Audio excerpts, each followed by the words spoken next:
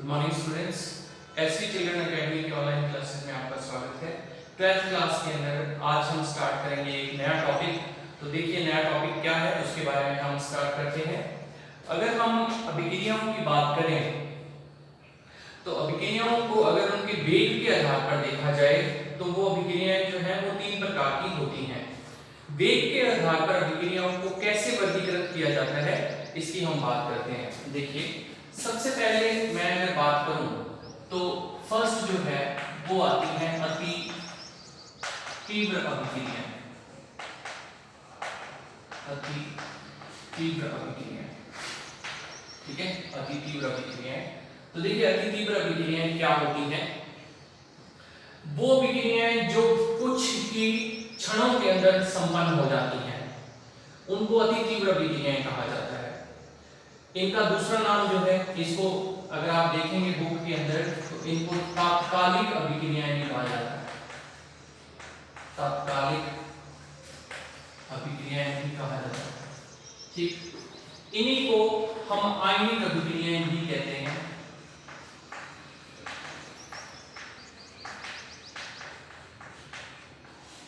आयनिक अभिक्रियाएं भी कहते हैं इनको।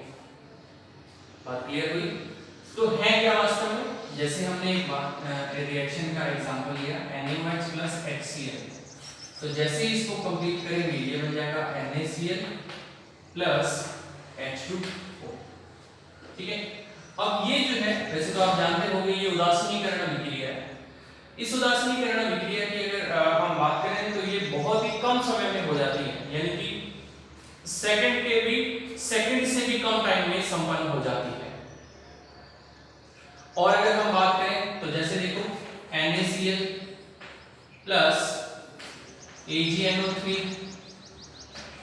और जब ये आपस में रिएक्ट करेंगे तो बन जाएगा AgCl प्लस NaNO3,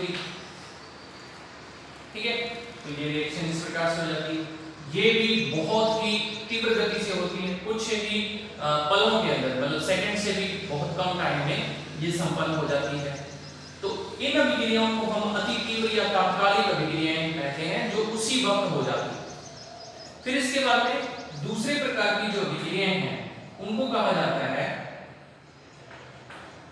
मंद अभिक्रियाएं, ठीक है। ये जो है ये तो सेकंड में होती है या सेकंड के भी बहुत कम हिस्से में।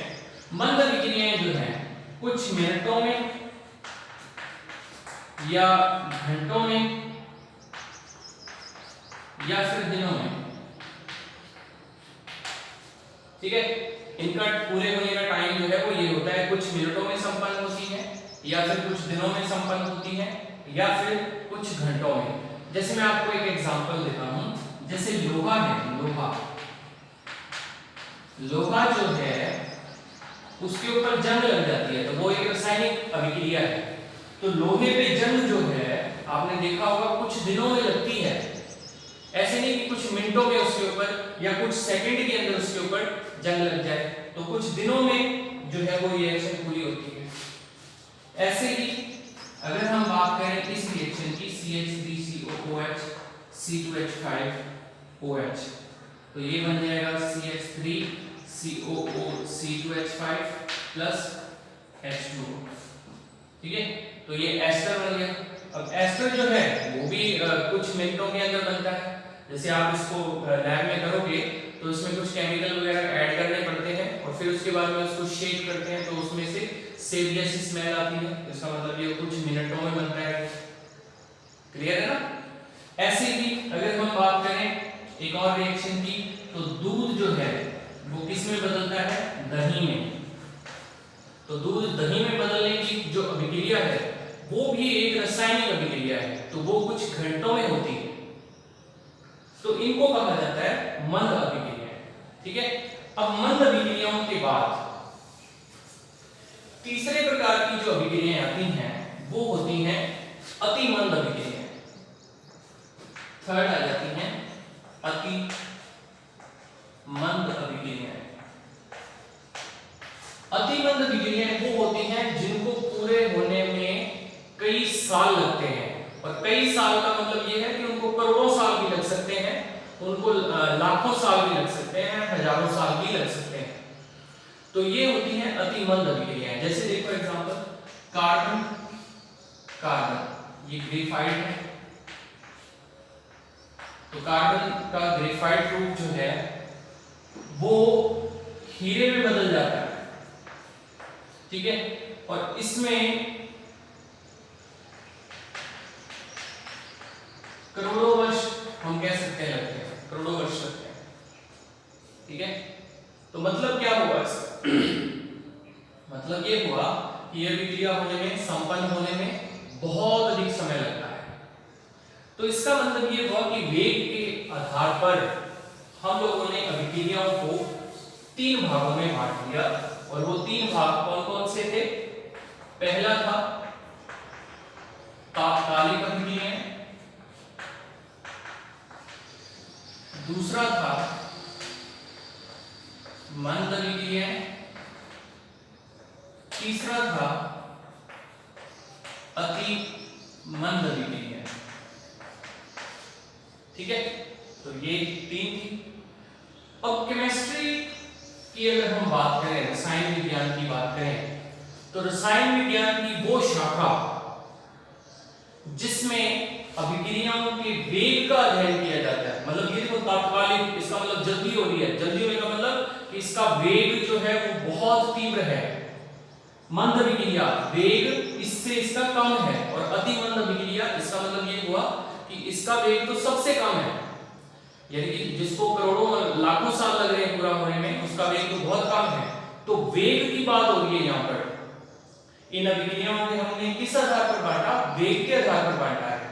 तो याद रखिए कि रसायन विज्ञान की वह शाखा जिसमें रासायनिक अभिक्रियाओं के वेग का अध्ययन किया जाता है तथा वेग को प्रभावित करने वाले कारकों का अध्ययन किया जाता है, उसे रासायनिक बलगतिकी कहा जाता है। और आज हम नया लेसन स्टार्ट कर रहे हैं जिसका नाम है रासायनिक बलगतिकी।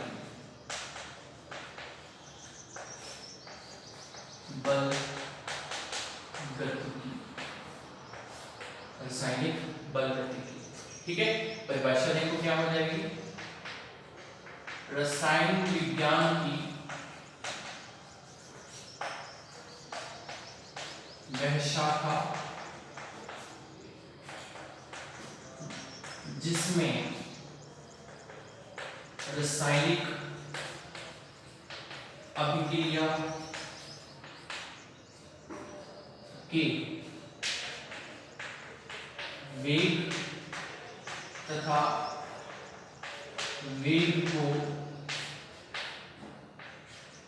प्रभावित करने वाले कारकों का अध्ययन किया जाता है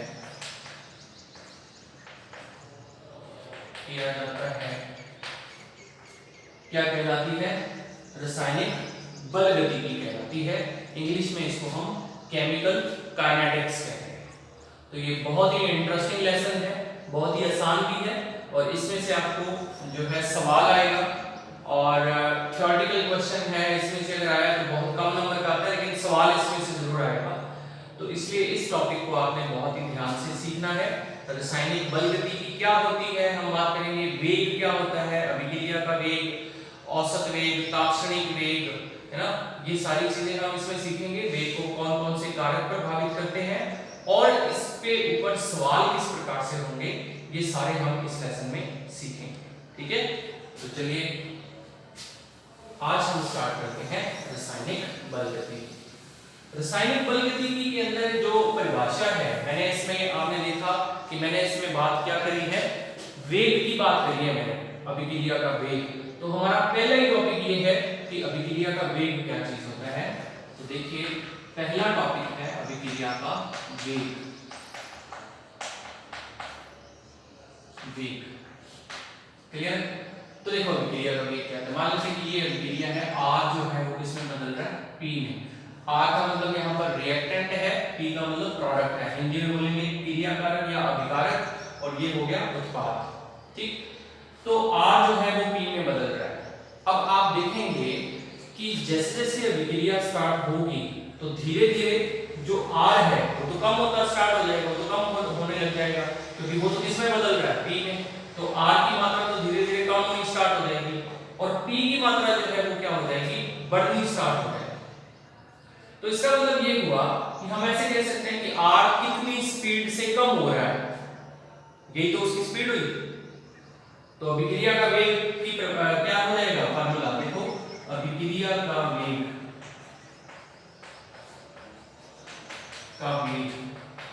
इज इक्वल टू क्या हो जाएगा, R की सांद्रता में कमी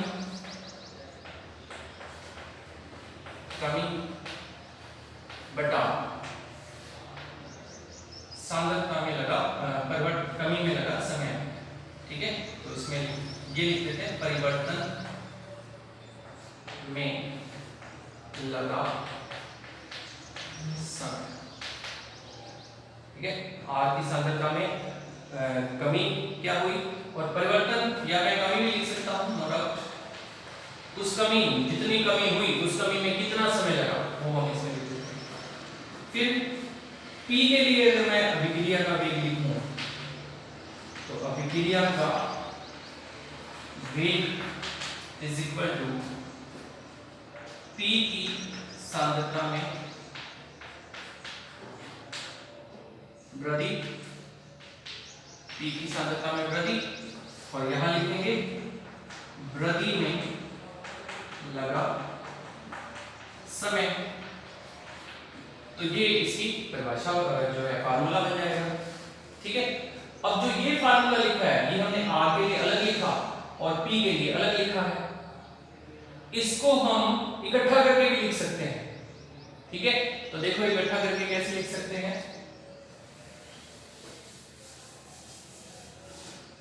ये दोनों जो हैं ये क्या है, एक अभिकारक है और एक उत्पाद है, दोनों की सांद्रता में क्या हो रहा है, परिवर्तन हो रहा है। ठीक है, तो इसका मतलब अभिक्रिया का वेग क्या हो जाएगा, अभिक्रिया का वेग ऊपर लिखेंगे सांद्रता में परिवर्तन बटा उस परिवर्तन में लगा समय। ठीक है, परिवर्तन में कितना समय लगा, तो ये इसका फार्मूला हो जाएगा। लेकिन जो ये फार्मूला है ये अभिक्रिया का औसत वेग है, औसत एवरेज वेलोसिटी बोलते हैं इसको।